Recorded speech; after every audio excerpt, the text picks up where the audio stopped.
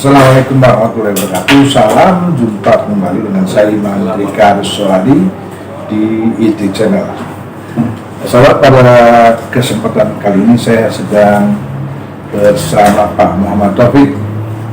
Beliau adalah calon dari Partai Keadilan Sejahtera untuk DPRD Kabupaten Bekasi, Dapil 4, Dapil 7 ya? Dapil 7 meliputi Sekarang Selatan, Utara, Timur. Sekarang Utara, Selatan, dan Timur. Nah, saya ingin menggali karena beliau ini saya kenal dengan dekat, orang yang baik, yang punya prestasi di kawasan industri, jadi bukan sembarang orang, dari turunan yang baik-baik, outputnya di kehidupan masyarakat juga baik, terutama di bidang CSR. Jadi saya ingin menggali lebih apa yang memotivasi beliau kemudian memantapkan diri maju sebagai calon legislatif dari Partai PKS. Pak Taufik. Baik, terima kasih. Assalamualaikum warahmatullahi wabarakatuh. Terima kasih Pak Haji Imam Rika. Pak Raden ini beliau ini Citra Cirebon. Jadi kita bersyukur ya, orang hebat. Pertama, beliau juga punya beberapa bisnis, punya sebagai investor perusahaan banyak, dan sering berbagi lah. Dan ini kesempatan yang sangat berbahagia kita ketemu dan kita bisa sharing ya. Pertama, saya M. Taufik Hidayat, MTH. Muhammad Taufik Hidayat, melayani Tulus Hati. Jadi ada tagline-nya ini Tulus Hati, karena kita sebagai pelayan ya, orang mau dilayani. Supaya kita berubah lah. Legislatif itu harus melayani, bukan dilayani. Mindset itu harus didengungkan bahwa rakyat itu adalah menjadi prioritas utama. Kemudian apa sih MTH mau dan ingin terlibat atau ingin masuk di dalam legislatif sebagai struktur? Pertama, kalau sudah masuk struktur berarti kan tahu kebijakan, tahu prosedur, tahu lebih luas tentang keberadaan baik demografi, geografi, ekonomi, dan lain sebagainya yang ada di Kabupaten Bekasi. Nah, itu hadir. Lewat situ kita hadir, lewat kebijakan, dan kita ikut hadir karena kewenangan ya. Pertama, visi misinya yang pasti ada dua, bahwa kita ini industri terbesar Asia Tenggara. Link and match yang pertama adalah tentang unemployed, jangan sampai ada pengangguran. Kemudian menjadi pengangguran ngapain nih? Berarti kan harus ada mekanisme atau ada solusinya. Ngapain kan cuma sebagai operia aja mau nggak ada pengangguran, itu semua juga bisa. Harusnya link and match antara industri terbesar ini kurang lebih 7.000-8.000 industri ya. Yang terbesarnya kurang lebih 50%. Artinya harus hadir, harusnya link and match. Jadi tidak ada gap antara kebutuhan bekerja dengan perusahaan. Gimana? Lama ini hadirnya pemerintah berdarah sendiri. Pemerintah, industri, bahkan industri dianggap semuanya tuh apa ya? Semua punya, padahal industri kan semua ada batasan. Pemerintah juga terbatas, apalagi masyarakat harus hadir. Kalau di teori itu harus pentahelix, ada unsur-unsur pemerintah, government ya, swasta, ya, private, kemudian ada masyarakat sendiri sebagai user penerima, kemudian itu ada akademisi dan ada media nih, seperti Pak Haji Imam ini yang mau sosialisasi ke masyarakat supaya paham di permendak itu. Kalau 5 pilar tadi pentahelix itu berlangsung, mekanisme dibuat, kemudian semua hadir, insya Allah semua masuk ke sana sebagai user industri. Kenapa itu harus dibuat? Supaya mekanisme sekarang ada namanya manpower sendiri, ada mana lebih tanda kutip banyak yang berperan di luar itu. Kalau calon kan jadi timbul ada bayar segala macam-macam lah ya. Kita ada ormas, jadi lebih kedepanin orang-orang yang di luar struktur, artinya di luar yang memang tidak mengerti tentang bagaimana tentang kualitas SDM dulu, artinya supaya timbul link effect tadi, supaya antara kebutuhan industri. Nah itu industri juga hadir, mungkin jadi mentor, pemerintah nanti lain dari kebijakan. Bukan mungkin dia tempasin. Kan selama ini bangun BLK bangun aja, itu how to do-nya. Maksudnya ngapain lagi berikutnya? Jadi hanya putus. Maksudnya integrasi di situ hadir. Nah, kita misalnya hadir, kita buat kebijakan, buat perda menjadi mandatory. Jadi kewajiban, keharusan. Jadi di situ bisa diolah supaya masuk. Kita selama ini kita belum ada kebijakan yang melompat seperti itu. Kita buat out of the box lah, kita buat karena terbesar. Harusnya malah sudah dibentuk dari dulu-dulu. Jadi jangan terlena kita dengan industri terbesar, tapi masih banyak lihat di depan kita ya jalan masih belum baik, menunjang dari baik industri, belum dikatakan dengan industri, harusnya sudah nyaman ya. Terus kedua, local bags, nanti tidak ada sampah. Sampah ini masalah, memang nggak masalah bagi perumahan, penduduk, warga bayar, selesai diambil. Nah, pemerintah kebijakannya pun harus menyelesaikan. Kita contoh itu sekarang yang sudah berhasil Banyumas. Banyumas itu konsepnya mereka tuh pemerintah hadir tadi udah membuat mereka dari budgeting, aturan, sarana, kemudian regulasi semuanya diatur sehingga semua teratur. Sementara di Bekasi ini hanya beli lahan, kemudian bentuknya kalau nggak salah ya, tolong dikoreksi, ini dana 100 miliar itu hanya untuk membeli mobil, kendaraan, mengatur, bayar supir, hanya mengenai itu aja putus. Dan sampahnya ini substansinya tidak. Nah harapannya bikin karisma tadi sama kita hadir juga. Di situ kan kita ada industri, bagaimana pemilihan sampah dan ini kita dibatik semua akademik itu supaya selesai. Nah, sekarang bisa macam-macam untuk end produknya macam-macam, sampah bisa jadi kompos, bisa jadi malah semen, bisa jadi bahan apa dan lain sebagainya. Yang terbuat bisa jadi bahan bangunan. Nah itu bisa menjadi teknologi dan kita sangat bisa. Nah itu yang memikirkan itu dua penting karena kalau di mapping sosial penyakitnya kita itu baik skala kabupaten atau di kawasan sendiri. Jadi itu kalau yang lain kawasan yang Allah mendukung. Di luar itu program utama. Di lain lagi yang paling penting dua lagi tentang ada namanya kita pengen nih di industri kan orang pengen cepat, namanya digital public services. Nah kita perlu semuanya berbasis on base digital. Jadi orang melayani baik masalah regulasi, perizinan semua the best. Tapi sekarang the best baru setengah hati. Digenjot kita bisa mampu. Kalau belum mampu kita minta. Malah saya lebih frontal lagi atau lebih sporadis kita bikin aja langsung otonomi khusus. Tapi apakah karena kita pelabuhannya tidak bisa kabupaten kota lain. Menurut data kita menyumbang 40 triliun ke pusat. Sementara dana perimbangan kita kebutuhan kita cuma 7 T. Sementara belanja pegawai 50 dan sebar untuk 23 kecamatan.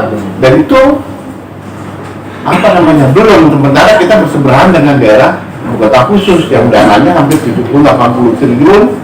Kemudian mereka sudah contoh ada cek lingko itu nggak semua. Nah bisa kita sebetulnya kita bisa kalau itu diolah. Nah, kita dorong tadi digital public services yang integrasi transportasi, moda transportasi itu untuk menyambungkan kita zona industri. Yang terakhir yang paling penting adalah pemekaran kota Cikarang. Kenapa? Kita punya kebijakan mendorong industri sesuai tagline MTH itu Bekasi maju. Mengacu dari pola pikirnya, SDM-nya, berkembang faktanya, ini negara industri, daerah industri. Jadi kalau itu terpenuhi, insya Allah kita mungkin lebih lompat sejarah kali itu cepat. Kalau itu artinya punya pemerintahan, punya anggaran, punya percepatan. Jadi komplain-komplain nih kaitannya. Jadi tidak ada mobilisasi orang dan barang itu yang sekarang kan sendiri-sendiri. Tapi kalau difasilitasi pemerintah, sementara kita industri kawasan sudah siapin semua. Itu ada airport, ada tren, nanti kita lagi ada kereta. Nah itu kan bisa difasilitasi. Sebetulnya tinggal akses, sebetulnya tinggal goodwill, tinggal kemauan kita. Sistem yang makanya MTH hadir itu itu penting karena itu prinsip-prinsip semua tentang kemajuan Bekasi. Kalau itu yang menjadi semangatnya MTH seperti itu. Ya, ini bahwa penataan Kabupaten Bekasi perlu konsep-konsep yang betul. Jangan rutin kelihatannya satu area tapi community sendiri-sendiri, jadi ngawur. Iya, koordinasinya kurang, berjalan sendiri, dan industri juga seakan tanda kutip dianggap semuanya punya, padahal nggak semua. Ada batas. Ada batasnya, dan tuntutan ditambah penyakit kita banyak ormas, premanisme, kemudian perjaluan apa lagi, ormas kan banyak. Jadi ini yang dikeluhkan oleh keluhan baik industri ataupun masyarakat. Mereka nggak apa-apa hadir kalau ada difasilitasi, mereka sebagai bagian dari perkembangan industri, dilibatkan baik-baik untuk meningkatkan kualitas SDM, nggak apa-apa. Karena LSM fungsinya itu, meningkatkan, mengontrol, betul nggak. Jadi selama ini harus bekerja sungguh-sungguh untuk berubah Bekasi. Nah, ini sama MTH seperti itu konsepnya. Berdiri tegak lurus, dan kita harus sesuai prinsipnya. MTH sendiri ada 4. Integritas. Integritas bukan hanya menyalon, ini prinsip hidup, mulia dan kejujuran wajib. Mandator namanya. Yang kedua, kapasitas. Kapasitas MTH insya Allah dari segi akademisi cukup, dari segi kapabilitas ya, dari segi knowledge, experience, pengalaman, soft skill, hard skill cukup, dan relationship kita cukup. Jadi artinya manapun kita siap ibaratnya untuk memaju, melintas. Nah, mimpi saya juga bagaimana kita nih hadir antara pemerintah daerah dan tokoh-tokoh penguasa kawasan supaya mereka mau duduk bareng mengangkat. Lama ini kan kawasan taunya ke pusat, sementara daerahnya nih. Nah, daerah pun kadang menunggu, pasif, harusnya lebih proaktif. Datang kalau perlu, nggak semua datang, jawab apa kebutuhannya. Ya kalau mau baik, jadi kita tidak ada tidak ada tertutupi, transparan. Di publik disampaikan atau diundang dalam rapat formal, rapat dengan pendapat di dewan mau industri. Jadi bareng tadi yang solusi-solusi yang komprehensif, yang holistik, yang integrasi ya. Jadi semuanya tadi integrasi. Integritas MTH sendiri, kedua kapasitas, ketiga elektabilitas. Elektabilitas MTH udah diukur, berarti kan selama ini memang sudah melayani masyarakat, selama ini sudah hampir semua dilakukan di kawasan. Jadi sudah memang MTH hampir beririsan dengan CSR sama. Dan CSR itu bukan berarti semuanya ngasih. Perusahaan juga bukan departemen sosial. Kebaliknya pemerintah juga rakyat atau kemudian balik lagi tadi tadi hadir. Jadi konsepnya CSR pemberdayaan, bukan bareng-bareng. Insya Allah ya charity aja. Jadi tunggal, kemudian ada beberapa orang minta CSR, yang mana duit ya? Kan nggak kemana itu. Jadi harus jelas, terukur. Perusahaan juga kan ibaratnya ada budgeting, harus terukur apa yang kamu lakukan, kemudian apa, how, what, who, siapa, when, what, dan segala macam yang itu harus dipertanggungjawabkan dari segi secara ilmu, secara aturan, secara regulasi, dan itu harus dilakukan. Kalau tidak, kita akan begini-gini aja, dan perlu lompatan kan. MTH punya pikirannya luar biasa kan. Jadi kita jangan standar lah. Kalau standar jangan jadi dewan. Kita harus fight untuk perubahan ini. Tentunya ya harus, karena negara kita demokrasi, harus jadi jadi ikut serta utama sebagai aktor utama untuk menggerakkan, dan harus didukung masyarakat karena untuk kebaikan ya. Dan ini untuk kalau sudah insya Allah lompat, nggak usah sebentar lagi acara, tidak ada lagi pengangguran. Semuanya kalau dilayani pemerintah baik atau masyarakat, kalau itu dilakukan, insya Allah lah kita mungkin dapat terbaik kan. Selama ini juga dibantu. Ada kemungkinan juga nanti selain dari kita dorong pemerintah daerah kabupaten ini mendorong pemekaran kota Cikarang, juga kita minta dana perimbangan yang ini PAD berikan itu 40T, nggak usah 10% aja bisa sejalan. Karena kita hanya separuh 5,3-4 triliun sementara untuk kebutuhan untuk 23 kecamatan ya kan sangat jauh, nggak cukup. DKI aja udah hampir 10 kali lipat dari Bekasi, artinya mereka wilayah ujung wilayahnya pun separuh Bekasi, artinya mereka dari segi wilayah, tempat, budgeting cukup semua, memang tidak bisa dikomparasi antara kabupaten dengan kabupaten ibu kota pasti enggak, tapi minimal kita mendekati karena kita sebagai wilayah industri terbesar se-Asia Tenggara harusnya itu menjadi priority ya, dan jadi atensi pemerintah pusat, daerah, dan juga mungkin provinsi, hingga ini kita berkembang. Tidak lagi didengar ada pengangguran, harusnya begitu ya. Itu mungkin nanti impact-nya tentunya dengan kualitas SDM yang ada. Jadi tadi ya, yang terakhir isi tas. Isi tas saya orang biasa, kemudian bukan pengusaha, saya orang berangkat dari orang bawah, profesional, dan memang saya di karir sosial mulai dari RT, RW, pengurus forum, kemudian saya ada beberapa, ada Porkami, ada KPP, ada sosialis, ada atlet, beberapa asosiasi yang kemudian ada beberapa pembina yayasan sekolah-sekolah, dan itu semuanya nirlaba sosial, Rp0 dan tidak memang khusus melatih masyarakat. Jadi kalau MTH sudah terbiasa dengan untuk melayani seperti itu. Jadi bagian memang sudah bagian dari baik dari kantor ataupun di lingkungan.